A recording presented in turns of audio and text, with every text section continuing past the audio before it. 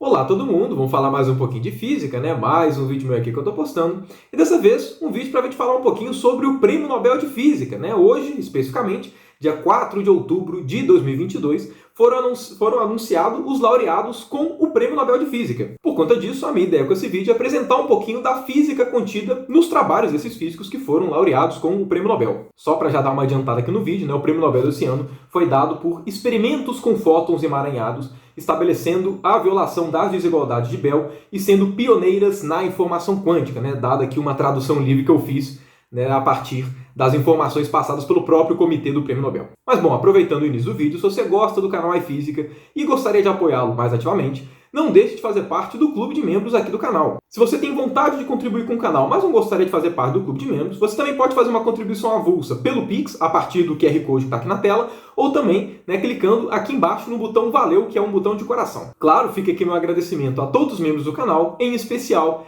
a esses que eu estou colocando o nome aqui na tela. Obrigado a todos vocês. Mas bom, o Nobel de Física desse ano foi dividido igualmente entre 3 físicos, né, que foram o John Clauser, o Alain Aspect e o Anton Zeilinger.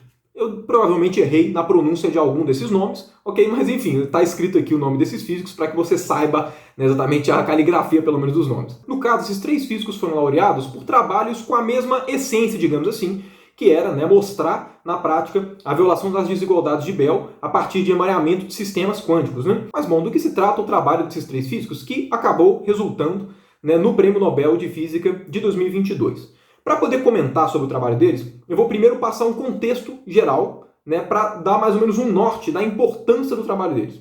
Porque os resultados que eles chegaram foram extremamente importantes para que a gente consolidasse a visão da mecânica quântica como uma teoria probabilística, né, por essência, como ela realmente é. Mas bom, como eu imagino que todos vocês aqui, né, meus ouvintes, já saibam, né, a mecânica quântica é uma teoria física, uma descrição física que nasceu ali nos anos de 1900. Ok? É exatamente a física para você tratar corpos microscópicos, corpos no regime ali atômico, subatômico, enfim. Quando você vai tratar da dinâmica e evolução de sistemas físicos, que são sistemas, né, ali da ordem de partículas, ok? Elétrons se movimentando, a dinâmica de átomos, como é que os átomos de uma rede cristalina se comportam, tudo, enfim. Quando a gente vai tratar do micro na física, a gente tem que usar a mecânica quântica. A mecânica quântica, ela é a descrição desses sistemas muito pequenos. Toda vez que você vai estudar a dinâmica de algum sistema qualquer microscópico, você não consegue falar com 100% de certeza qual que é o valor da energia dele, qual que é o valor que você vai medir do momento, enfim, você não consegue ter, né, a partir da descrição física,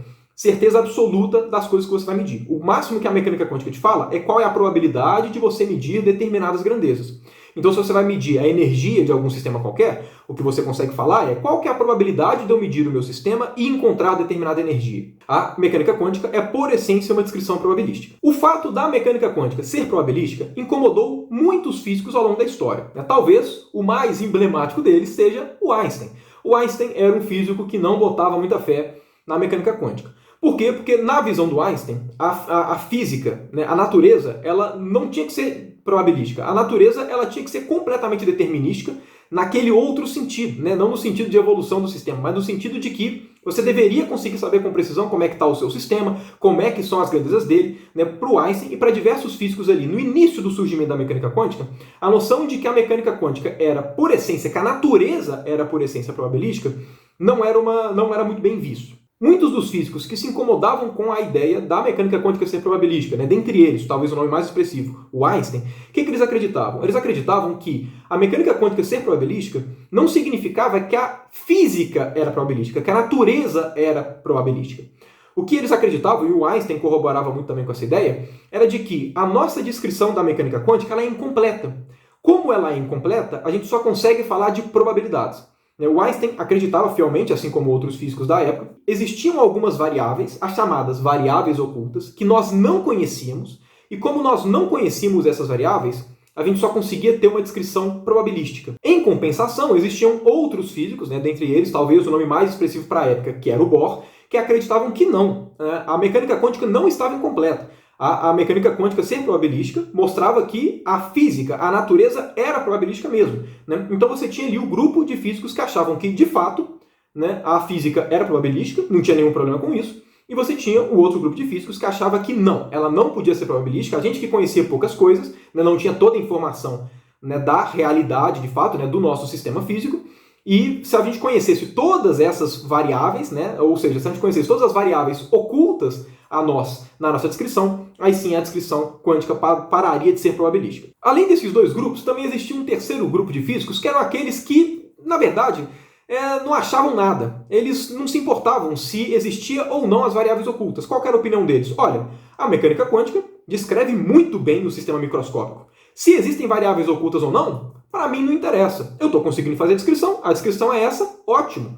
Né? A partir do momento que a gente tem uma descrição física que bate com a realidade, aquilo já está perfeito. Independente se existem variáveis ocultas ou não, a mecânica quântica continua funcionando com maestria. Nesse sentido, essa discussão se existiam ou não variáveis ocultas, né? Ou seja, se a mecânica quântica ela era uma descrição completa ou não, muitas vezes era colocada como mais uma discussão filosófica, como uma discussão que não interfere nos resultados. Então, meio que tanto faz, né? Vamos seguir com o avanço da ciência, fazendo as coisas de maneira mais pragmática. A questão é que anos depois do surgimento da quântica, ali, né, lá para metade do século passado, o John Bell, um físico extremamente importante, né, para o contexto da mecânica quântica, ele mostrou que não. Essa discussão de se existem variáveis ocultas ou não, se a mecânica quântica ela é uma descrição incompleta ou não, essa não é uma discussão filosófica, ela é uma discussão com resultados mensuráveis. O que o John Bell mostrou foi que, se você pega algum sistema físico, né, e faz ali diversas medições desse sistema, é possível você criar uma grandeza, é possível você definir uma grandeza que a gente chama de correlação entre as medições. E os sistemas que são realistas e locais simultaneamente, eu já vou comentar a respeito disso, eles obedecem a uma determinada desigualdade, que é a chamada desigualdade de Bell. E o que o John Bell conseguiu mostrar foi que, se existirem essas tais variáveis ocultas, que nós não conhecemos e por conta disso a quântica está incompleta, a desigualdade de Bell teria que ser satisfeita quando a gente analisasse esses sistemas quânticos. Em compensação, se a mecânica quântica estivesse completa, ou seja, se não existissem essas tais variáveis ocultas, a desigualdade de Bell ela seria violada. E esse resultado era extremamente importante, porque significava que era possível, a partir de medidas no laboratório, verificar se a mecânica quântica era uma descrição completa. Verificar se poderiam existir as tais variáveis ocultas, que eram informações que nós não tínhamos completamente do sistema. A desigualdade de Bell ela é obedecida quando você tem sistemas que são locais e realistas simultaneamente. Primeiro, o que é um sistema, né? O que é um sistema físico ser local? Significa que ele respeita o princípio da relatividade especial. Ou seja, a informação não pode se propagar mais rápido do que a luz. Okay? E o que seria um sistema realista? De grosso modo, de uma maneira muito simplificada, um sistema realista é aquele sistema que você consegue dar uma realidade entre o início e o final a partir de alguma coisa intermediária, ok? De muito grosso modo, para simplificar e tentar ser o mais didático possível. Quando você parte do pressuposto que existem as tais variáveis ocultas na mecânica quântica, ela passa a ser uma descrição realista e local simultaneamente. Então ela obedece à desigualdade de Bell, ok? O que o John Clauser, o que o Allen Aspect e o Anton Zeilinger mostraram foram resultados, né, muito importantes no contexto da física como um todo, né, principalmente da mecânica quântica, de que a mecânica quântica viola a desigualdade de Bell. Ou seja, né, e agora a gente tem isso completamente consolidado. Porque, na verdade, enfim, o John Clauser ele fez um primeiro experimento que mostrou que violava a desigualdade de Bell. Depois, só que aí o pessoal botou defeito. Aí depois o Allen Aspect refinou a coisa. Enfim, a gente teve diversos experimentos a respeito disso. Hoje isso é uma coisa que não tem mais discussão. A mecânica quântica viola a desigualdade de Bell. Ou seja, não existem as variáveis ocultas. A mecânica quântica é uma descrição completa. Mas enfim, eu vou comentar, né, mais especificamente sobre cada um dos trabalhos, mas só para vocês terem uma ideia de qual que é a diferença e por que a desigualdade de Bell ser quebrada é um fator que gera um determinado estranhamento. Eu vou colocar aqui um exemplo só para vocês terem uma ideia, né, do que seria essa ideia de você quebrar a desigualdade de Bell, implicações, localidade, realidade, só para contextualizar um pouquinho. Existem alguns contextos na mecânica quântica que o seu sistema físico ele pode ser emaranhado. Então, primeiramente, o que é um sistema emaranhado?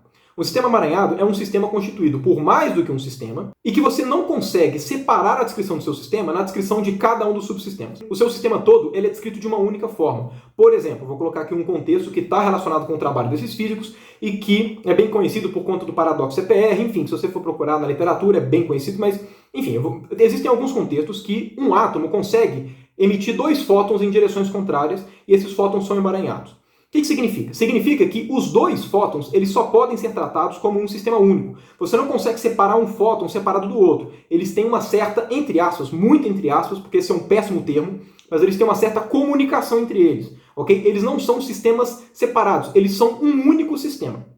E esses sistemas emaranhados, eles têm a seguinte característica. Imagina que desses dois fótons tem duas propriedades para você medir. Uma propriedade A e uma propriedade B. Em algumas situações, esses fótons que são emitidos, se você mede a propriedade A nesse fóton, automaticamente esse fóton daqui está com a propriedade B. E vice-versa. Se você mede um, o outro está com a inversa. Não tem como você medir um e o outro dar o mesmo valor. Né? E não somente isso. Se você mede a propriedade A em um dos fótons, o outro automaticamente já está na propriedade B, ok? Então medir um influencia diretamente no resultado do outro, ok? Isso é um sistema emaranhado, de grosso modo, é um sistema que você não consegue separar a descrição dos dois sistemas. Os seus dois sistemas são um único sistema. Essa ideia da medição de um sistema alterar diretamente a medição do outro não é um problema. Né? Inclusive, isso seria muito bem explicado na noção de variáveis ocultas. Né? Só para poder exemplificar isso que eu estou querendo dizer, eu vou colocar aqui um exemplo bem simples de que uma medição influenciar na outra instantaneamente não tem nenhuma coisa muito bizarra. Imagina que eu pegue um baralho qualquer, pegue duas cartas, As e 2. Pegue essas duas cartas, embaralhe elas, pegue uma sem ver, e aí eu dou para você a outra carta. Aí eu vou lá para o outro lado do mundo, vou para a China. Lá na China eu olho a minha carta. Quando eu olhar a minha carta, o que vai aparecer? Por exemplo, imagina que apareceu uma aqui que vai aparecer, é foda, né? Quando eu olhar a carta, vamos supor que eu olhasse e eu vi que tem um As na minha mão. Quando eu fiz a medição, entre aspas, quando eu vi que tem um As na minha mão, automaticamente eu sei que a carta que está na sua mão é um 2. Por quê? Porque se eu medir o As, só pode ser o 2 na sua mão. Percebe que isso não tem nenhum problema? Não tem informação viajando mais rápido do que a luz. Okay? Não tem nenhum problema com isso. E antes de olhar para a carta, existia 50% de chance de eu medir As ou de eu medir 2. Okay? Então, realmente não tem nenhum problema com isso. É uma descrição probabilística, né? Existia uma probabilidade de eu medir qualquer uma das duas, eu olhei e influenciei diretamente no seu resultado. Qual que é a diferença disso para a mecânica quântica? E aí entra a desigualdade de Bell.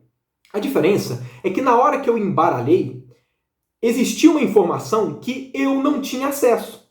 Na hora que eu embaralhei e eu peguei a carta, que no meu caso foi a carta As, aquela carta já estava determinada que ia ser As. Eu só que não tinha olhado, ok? Como eu não tinha olhado a carta, como eu não tinha informação prévia de que eu peguei o As, para mim, era uma questão probabilística. Poderia ter o As, poderia ter o 2, com 50% de chance. Então, para mim, que não tinha toda a informação, era probabilístico. Só que, na realidade, isso não era probabilístico, porque o As já estava na minha mão desde que eu peguei. Ou seja, existiam variáveis ocultas, certo? Existiam variáveis ocultas, que eu não conhecia, e que se eu conhecesse, ia parar de ser probabilístico. Porque se eu conhecesse essas variáveis ocultas, na hora que eu peguei a carta, eu já ia saber que tem um As, porque eu teria essa informação. Pegaram um pouco a ideia? E na hora que eu vejo a carta, não tem nada se propagando mais rápido que a luz, porque eu já era meio que pré-determinado. Qual que é a questão da mecânica quântica, que foi o que esses físicos mostraram nos seus experimentos a partir desses sistemas emaranhados? A questão que eles mostraram foi que existe uma diferença fundamental, né, entre esse meu exemplo da carta e a natureza. Vamos lá, pega aquele exemplo do átomo que emite dois fótons em sentidos contrários e que uma propriedade de um é sempre invertida da outra. O que a mecânica quântica fala pra gente é que antes de você medir um fóton, a propriedade dele ser A ou B, não dá para você saber se ele tinha A ou B. Ele não tinha nenhuma das duas. Era realmente probabilístico. Na hora que você mediu e apareceu A partir daquele momento que era A. Não é igual o caso da carta, que desde que eu peguei a carta, desde o início, meio que ela já estava com já era aquela carta que eu tinha pegado, era eu que eu não conhecia. Não, na quântica, o que esses físicos mostraram com os trabalhos deles, que eu vou comentar rapidamente o que eles fizeram, mas o que eles mostraram foi que antes de você medir o seu sistema quântico, não dá para você saber a informação dele. Não está com nenhuma informação. E perceba que quando isso acontece, a princípio parece que a relatividade é quebrada. Porque olha só, se eu meço A em um, o outro vai ser B. Se eu meço B nesse, o outro vai ser A. Ok? Se esses sistemas eles não tinham nenhuma dessas propriedades antes de eu medir, se eu medir esse daqui e aparecer o A, instantaneamente esse daqui aparece com B. Isso é medido experimentalmente, é instantaneamente. Agora, como é que esse cara daqui que eu medi A, como é que ele passou a informação para esse cara daqui ficar B? Né, para ele ter a propriedade B? Eles têm que ter, a princípio, alguma comunicação, mas isso é instantâneo, então parece que quebra a relatividade.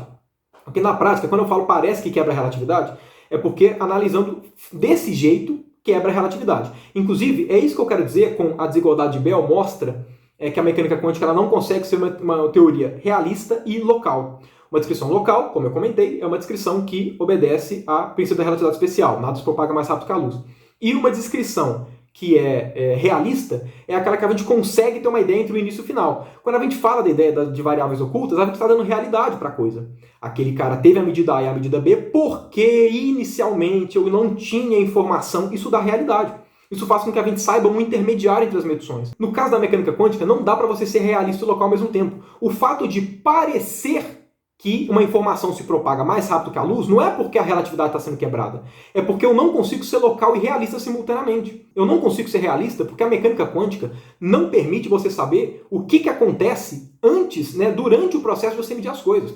Quando você mede a propriedade A e depois você mede a propriedade B do outro, a única coisa que a mecânica quântica te permite saber é você mediu A nesse, você mediu B nesse. Ah, mas o que aconteceu no meio do caminho? A mecânica quântica não te permite saber isso.